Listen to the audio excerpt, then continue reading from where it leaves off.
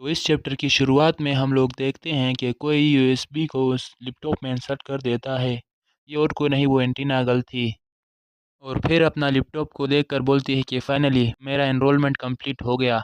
आखिर ये और कितनी देर ऐसे ही चलता रहेगा ये एनरोलमेंट। वहाँ उस जगह पर एक दूसरा लड़का भी होता है। वो सेंटीना गर्ल से बोलता है कि हे क्लास की सीआर, तुमने उस लड़के को अपने साथ लाया था, क्या वो उस रजिस्ट्रेशन प्रोसेस में सही होगा भी या नहीं? तुम्हें पता है कि प्रोफेसर मा की कोर्सेज के लिए कितने सारे लोग अप्लाई करते हैं। अगर तुमने देर कर दी या तुमसे कोई गड़बड़ हो गई, तुम्हें एब्सेंस लगाया जाएगा।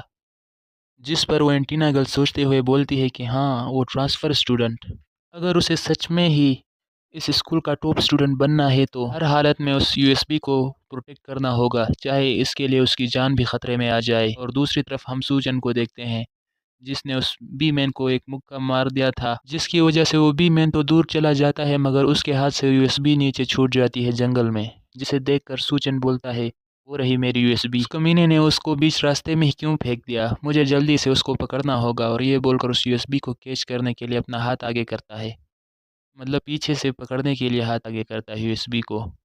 लेकिन जस्ट 1 सेकंड पहले उससे कोई और हाथ पहले आकर उस यूएसबी को ले लेता है, जिसको देखकर सूचन बोलता है क्या? और दूसरी जो यूएसबी जिसने छीन ली थी वो एक गर्ल होती है। वो गर्ल बोलती है कि ये क्या शानदार गिफ्ट है तुम्हारी तरफ से मेरे लिए। और फिर वहाँ से बहुत तेज़ जंप जंप करते हुए बोलती है कि मैं इसका ध्यान रखूँगी तुम्हारे यूएसबी का। सूचन पीछे खड़ा बोलता है कि वो यूएसबी मेरी है।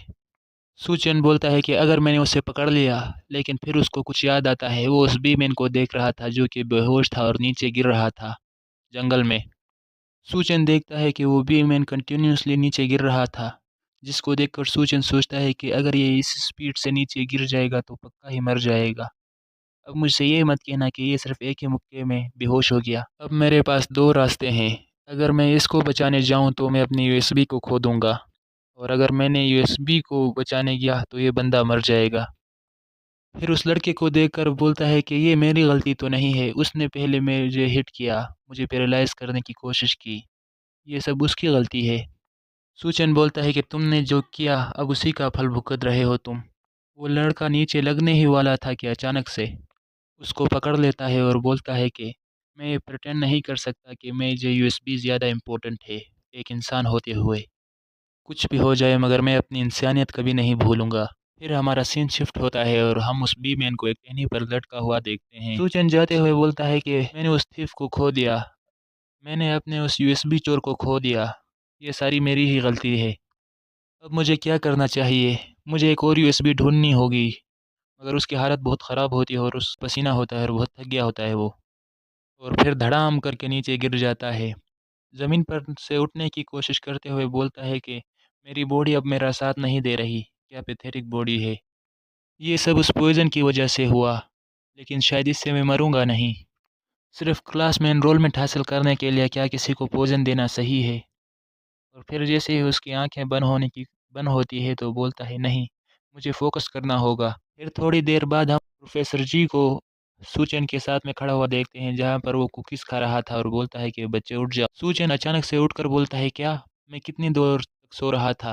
प्रोफ़ेसर जी को देखकर सूचन को याद आता है कि इस आदमी से मैं पहले भी मिला हूँ, ये वो कीड़े खाने वाला आदमी है। प्रोफ़ेसर मा जाते हुए बोलता है कि तुम अभी तक यहाँ क्या कर रहे? तुम्हें यहाँ से जाना चाहिए, क्लास एनरोलमेंट अभी ख़त्म हो चुका है। जिस पर सूचन को बहुत शॉक लगता है और बोलता है क्या? ये कैसे हुआ?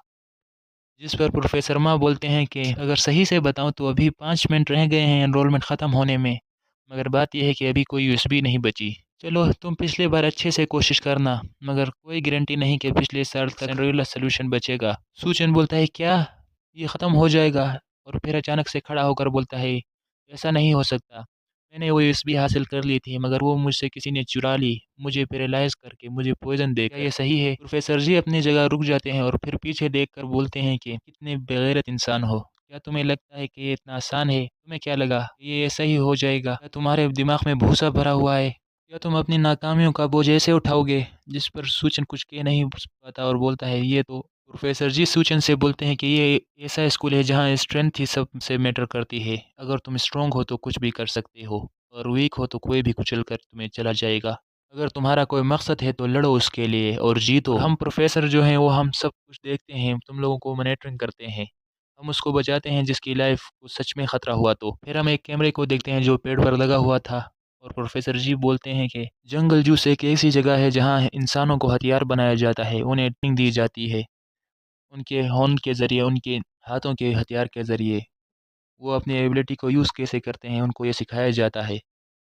ये एक ऐसा स्कूल है जहाँ बहुत सारे डेंजरस लोग रहते हैं। क्या तुम्हें लगा था कि हम यहाँ सिर्फ़ किताबें ही पढ़ते हैं?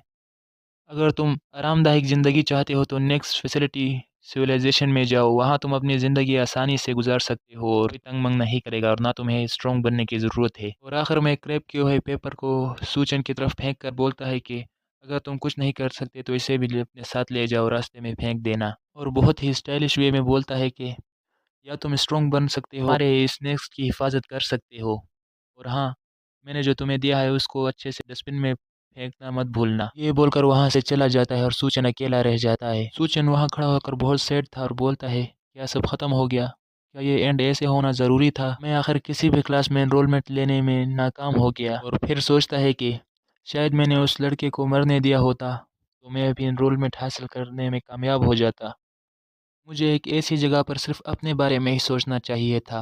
मैं सच में एक ट्रैश हूँ। ये बोलकर उस पेपर से अपने सर पे मार देता है और डैम इट करके अपना हाथ ऊपर करके बहुत ज़ोर से चिल्लाता है। लेकिन फिर से उस प्रोफ़ेसर जी की बात याद आती है कि इसको डस्टबिन में फेंकने से पहले अच्छे से देख लेना। मैंने यूएसबी लेने में नाकाम हुआ मगर उसने ऐसा क्यों बोला? आखिर वो मुझे क्या बताना चाहता था? ये बोलकर वो उस पेपर को खोल कर देखता है।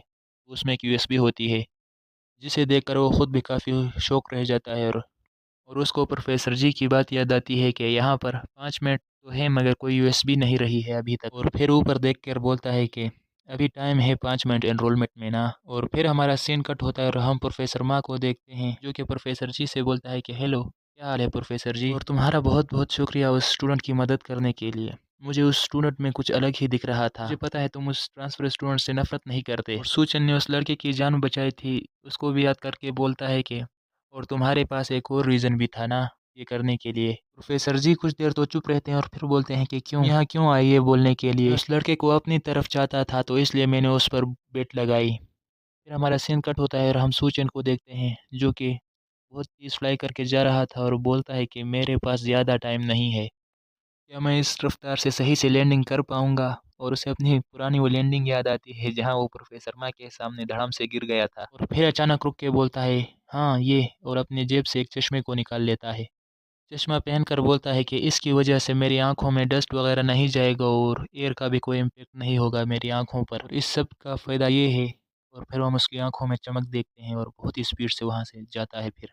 मैं अपनी स्पीड को बहुत ज़्यादा बढ़ा सकता हूँ। फिर हम कुछ लड़के-लड़कियों को देखते हैं जो कि एक जगह पर बैठे हुए थे और बोलते हैं कि मुझे ये समझ नहीं आ रहा कि ये लोग आखिर जंगल में क्यों जाते हैं? अगर तुमने यूएसबी हासिल भी कर ली तो तुम्हें एनरोलमेंट के लिए यहाँ ही आना होगा। और फिर वो सब सूचन को आता हुआ देखकर बोलते हैं कि ओह माई! एक लड़का इस तरफ आ रहा है। अच्छा, हमारा जितना टाइम ज़ाया हुआ था उसका आखिर हमें सिला मिलने वाला ही है। और बहुत ही क्रीपी लुक में बोलते हैं कि आजा, आजा। लेकिन सूचिन उनके बीच से इतनी स्पीड से निकलता है कि उनको कुछ समझ ही नहीं आता। कुछ देर तक वो लोग शौक रहने के बाद सूचन के पीछे भागते हुए बोलते हैं कि बास्टर्ड इतना फास्ट कैसे उड़ सकता है? इसका कोई मतलब नहीं। हमें एनरोलमेंट रूम से ही चोरी करने की कोशिश करनी चाहिए। उनमें से एक लड़की बोलती है कि लेकिन ये रूल्स के अगेंस्ट है। तो एंटीना गर्ल के साथ जो लड़का था वो आकर बोलता है कि तुम्हें अच्छे से पता है और उस लड़के को एक ज़ोरदार लात मार देता है। जिससे उस लड़के को बहुत ज़ोरों से लगती है और वो रोती हुई बोलती है कौन बास्टर्ड था जिसने मुझे मारा। फिर उसके साइड में पेड़ से कोई और हमला कर देता है। फिर हम उन लोगों को देखते हैं जिनने इन पर हमला किया था।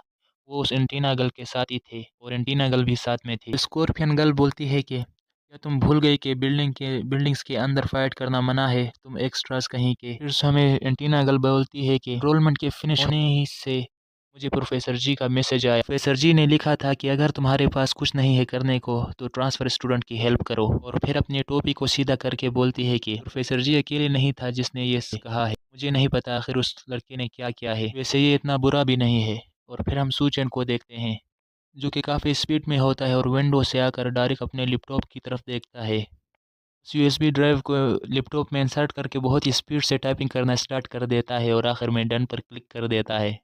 और अगले सेकंड ही हमको बताया जाता है कि नेक्स्ट क्लास एनरोलमेंट कंप्लीट हो गई है। फिर हम सूचन को देखते हैं जो कि बहुत पसीना-पसीना हो गया था और लैपटॉप में एग्ज़िस्ट का ऑप्शन आ गया था।